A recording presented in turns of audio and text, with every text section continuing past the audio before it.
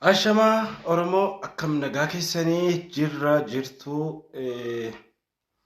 wallahi baay'ee keessa koo na dhukkubsee baay'ee baay'ee natti dhagahame dhimma Jaafar Abdallaa namni wallaaltan hin jiru yeroo ammaa kana biyya Faransaay jiranatti fakkaata biyya sanatti mucaa bareedaa mucaa bashaashaa akkamii nama taphataa kolfuu nama bashannansiisuudhaaf yeroo duraanii yeroo Facebook kanarratti ispoortii godhaa nu amma warra zabanaa dhiyoo kana gara miidiyaa dhufe kana isuma ilaalaa viidiyoo isaa ilaalaa guddannee gara miidiyaa kanatti dhufnee isa ilaalaa jechuudha baay'ee tokko na dhibee jira wallahi baay'ee garmalee na dhibee dhukkubsadheen jira. Dhukkubni koo kuni bakka meeqa dhaqee hinuma wallaalamee maalis godhee hamma waan jedhee haasa'u qabu mee kara biyyaa nagalchaa an maatii kootti galuu naa wayyaa jedhaara mee waan inni jedhu walumaan haa dhaggeeffannu. Hundumti keessaniyyuu gagaa wanti jijjiirame hin jiru dhukkubuun niifne gaafa 26 ammas qataroon qaba.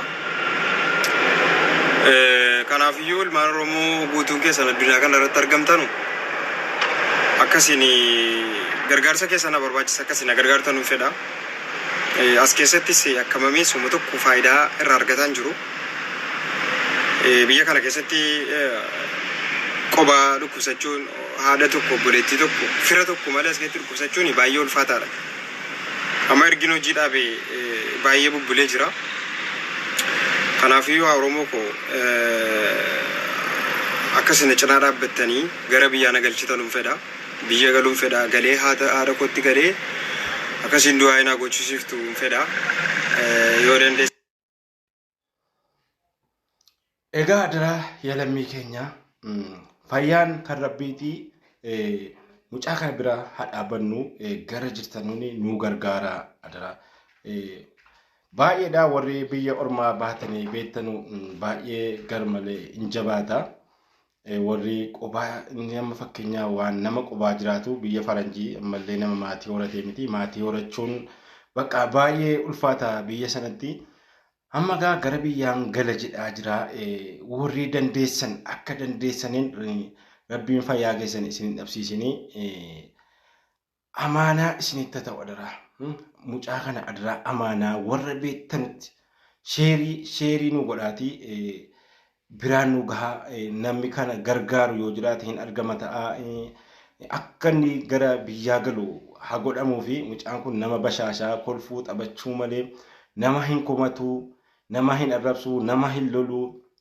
gandummaan qabu waan tokkoon qabu nama yeroo dheeraa miidiyaa kanarratti ilaalaa turre wallahi baay'ee bakka garaan nu nyaate dhukkubni isaa kuni akka inni himatetti bakka hospitaala meeqa dhaqee raajii meeqa na godhane bakka jismii ko wantumti jarri nan godhin hin jiru inu bakka qaamuma kana waan ta'e gogaa foon gidduu numan of dadhabee jedha waan tokko hinuma dadhabame jedha subhanallah baay'ee nama dhibaa rabbumti khayrii haa godhu malee garmalee nama dhibaa wallahi billahi inuma wallaalame jedha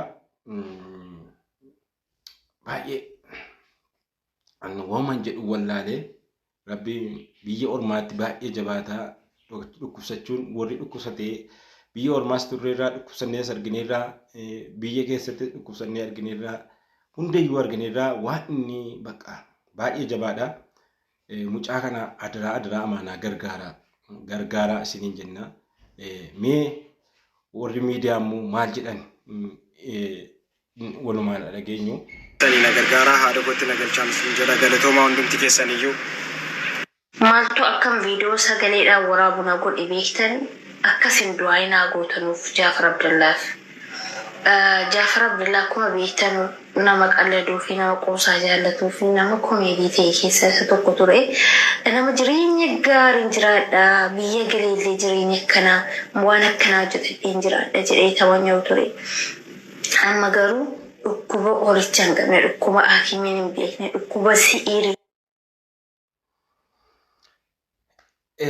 Egaa obboleettiin keenya kun maal jetti isinillee viidiyoo isaa irratti waraabdee dhukkuba dawaa hin qabne dhukkuba bakka adiraa du'aa naa godhaafi jettee maal jettee adiraa yaa obboleeyyan keenya du'aa barbaachisaa du'aa godhaa adiraa amaanaa isinitti ta'u isiniin jenna. Maaliif jennaan jiruun biyya ormaa kana keessatti baay'ee jabaataa. Wallahi baay'ee kan Jaafar kun garaana nyaatee waan jedhus na wallaalee Jaafar nu dur bakka Jaafar nama ispoortiinyaa nama beekamaa nama bakka xuncaasaa kun baay'ee maashaallah baay'ee wadala baay'ee bakka nama arga qabu nama bareedaa nama konfidensii qabu hin kolfaa hin taphataa guruupii kana irratti dhufee nu bashannansiisee maal waa meeqa nuun jedhaa wallahi akkas ture. Dhukkubni isaa akka obboleettiin keenya kun jettu dhukkuba dawaa hin qabne dhukkuba sihiriiti jetti. Subhaanallah najjaan illaahi rabbi nurraa haa baqatu waan akkana kun waan jabaadha. Mee isin quban qabdu maal jetti mee isin mee adda nu baasi jedhu. Isin akka saqayyaawaa jirudha. Kana dubbatamaa jiru mee du'aa godhaafi yaa jira keenya du'aa kaaseedhaan du'aa godhaafi bira taraan isin jedhaan hagalatooma. Akkuma isinitti himte kana tarii jarri warra biyya tokko isinitti fakkaatanii as ijoollee warra Jimmaati naannoo baddaa Karamaannaa kana natti fakkaatanii quba waliin dhaqabanu. Egaa wanta akkasii kun baay'ee hamaadha siiriidhaan jedhaati. Dhukkuba siiriitiin qabame rabbi isaa haa fayyisuu rabbi isaa haa haafiu. Wallahi adiraa du'aa godhaafi siiriidhaan immoo waan naan du'aadha bakka du'aadha. Quraana irratti qara'uu ofirratti quraana qara'uu innis quraana qara'uu qaba. Kanatu bareedaadha kanatu dawaadha. Rabbiin isaa haa haafiu aafiyaa isaatti dabalu. Bakkuma jirtanuun akka obboleettiin keenya kun jettutti du'aa godhaafi mee adiraa du'aa godhaa obboleessa keenya rabbiin isaa haafiu mee adiraa yeroo tokko dhiifama godhaatii fi du'aa godhaa warri duraan itti mufattanii jirtan dhiibne jedhaa aafii jedhaa fi yoo duraan isin balleessee isin arrabsee jiraate dogongorree miidiyaa kanarratti warri laayivii gaa bakka namatti bu'uun hin oolu nama loluun hin oolu bakka garri namni wal dhabu hin dhabamu jechuudha. Mee du'aa godhaafi adiraa wallahi baay'ee rabbiidhaati rabbii keessaniidhaati du'aa godhaafi obboleessa keenya kana bakka biyyi ormaa jira baay'ee hamaadha bakka amma biyyi inni jiru ituu akka biyyoota Arabaa akka Suudi Arabiyaa Omaan Dubaayii biyya bakka Eeshiyaa kana keessa ta'eeti. Namni keenya kun wal bira jira Itoophiyaan bakka wal arganii wajjin bakka mana tokko keessa nama 10, 15, 20 hanga 70 dhibbaatti dalaganii achi immoo biyya inni jiru kun biyyoota faranjiiti. Injiru bakka akka inni duraan nutti agarsiisaa ture barahaa saaraa wayii ture barahaa saaraa kana keessa isuma qofa jechuudha. Waan tokkoon argamu jechuudha viidiyoonni qophaa kun galaa akkasin galaa jedhaa nu viidiyoo numa maxxansaa ture.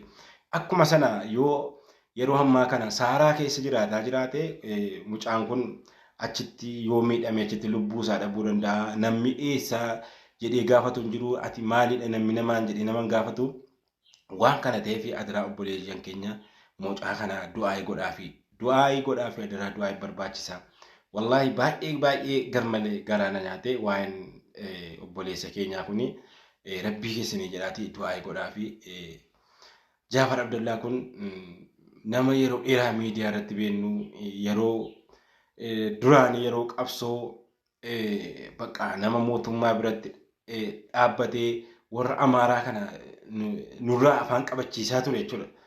Baay'ee itti lolee itti haasa'ee waa meeqa jedheen jechuudha nu lolaa turedha.